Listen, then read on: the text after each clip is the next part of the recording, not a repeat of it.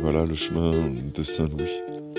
Je suis en train de remonter, on voit que mon ombre, ça va être enquiquinant pour certains, mais la journée c'est beaucoup ça, on cause pas beaucoup, on marche.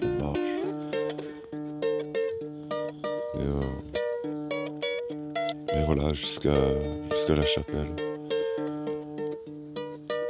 On voit au loin, c'est un beau plateau. C'est pour ça que j'ai voulu capturer, c'est un beau plateau et les pierres sont encore présentes. On voit que l'architecture quand même, elle est solide, les fondations ont été bien faites. Et quand on se rapproche un peu plus, on peut même imaginer voir Saint-Louis avec son cheval et tout, arriver comme ça sur les hauteurs, contempler le bord de mer ou les côtes au loin. On peut voir dans l'horizon on peut voir les grues des ports de Calais, etc. Et c'est pas ça en fait, la mémoire douce. La mémoire douce, c'est Benja, faut prendre un truc pour ton toutou. Hein, faut bien lui mettre un truc anti-tic. Là, il se retrouve avec 2 tics, J. Alors, il faut bien que tu lui mettes... et pourtant, je lui ai mis un collier anti-parasite. J'essaye, je fais attention, je vérifie quoi, pour qu'il n'en ait pas. Donc, ce matin, c'est pas un peu de la tragédie, mais en tout cas, c'est pas comique.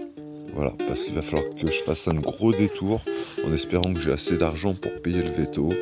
Parce que mon chien, il a une tique incrustée sous la peau. Et donc, voilà, il va falloir que je fasse un détour avant d'arriver jusque Guînes. Et comme ils disent dans Kaamelott, eh ben, j'en ai gros. Hein.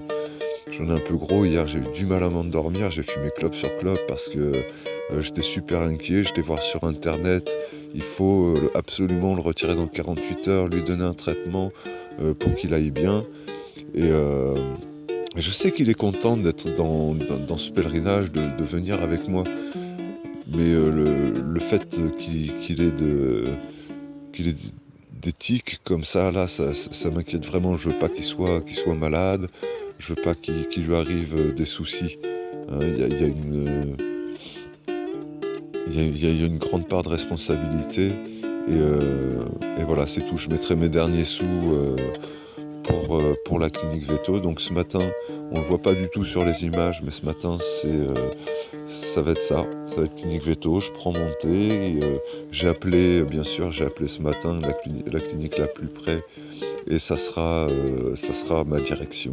Hein, la D221 jusque la clinique du camp du Drador. Alors le nom, super, ils ont beaucoup d'imagination. Et donc voilà, c'est la mission de ce matin. Donc pour la mémoire 12, voilà, c'est le self, voilà, c'est le regard intérieur là. Hein, je me regarde et puis surtout la responsabilité. D'assumer non seulement ce que je filme, ce que j'envoie, ce que je poste sur YouTube, mais assumer aussi le parasitage de mon toutou et le déparasitage aussi en allant à la clinique. Hein. Je pense pas que ça soit irréversible, mais ça m'inquiétait beaucoup. Hein. Hier soir jusque tard, je me suis demandé puis reproché un peu de tout ce que j'avais fait. Hein. C'est un peu... voilà, ça casse un petit peu le truc. Hein. Donc il va bien, mais il faut que je l'amène à la clinique ce matin. Ensuite, j'ai fait des prises de vue à travers les champs, quoi, sur le soleil, sur un peu tous les comment ça s'appelle, tous les beaux moments où les vaches se reposent dans le champ, tous ces moments. C'est difficile de parler après de justement de cette pérégrination, voilà, sortir du contexte que j'ai un peu d'urgence, hein, parce qu'il faut agir dans les 48 heures avant le début de la maladie, sortir de ce contexte mental d'urgence, et puis de vous parler un peu des images que j'ai capturées de Saint-Louis ou de Saint-Cucufa, quelque part là, ça m'est un peu égal, quoi. À part une prière pour Dieu, justement, s'il te plaît, garde mon chien le plus longtemps possible, quoi. Si tu m'entends quelque part dans l'univers, si tu existes, s'il te plaît, voilà, pour mon toutou.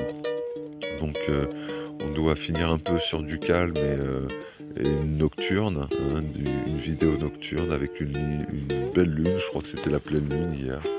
Et puis voilà, je vous laisse là-dessus, je bois mon thé et puis je vais amener Gigi à la clinique de Ardres.